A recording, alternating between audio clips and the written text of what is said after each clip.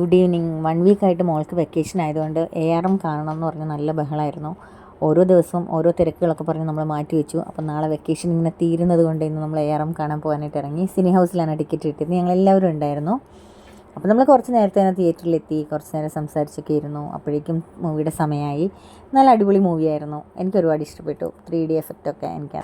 പിന്നെ നമ്മളിതാ എല്ലാവരും കൂടി കുറച്ച് ഫോട്ടോസൊക്കെ എടുത്തു. നമ്മുടെ ഈദൻ ഗാർഡനിൽ എത്തി ഫുഡൊക്കെ കഴിച്ചു. അപ്പോൾ അവിടെ നിന്ന് ഇങ്ങനെ പോന്നു. വീട്ടിലേക്ക് പോരുന്ന വഴിയാണിത്. ഇപ്പം നൈറ്റ് വൈബ് ഭയങ്കരമാണ്. ഞാൻ വെറുതെ എൻ്റെ സ്ഥലമായതുകൊണ്ട് വെറുതെ പറയല്ല.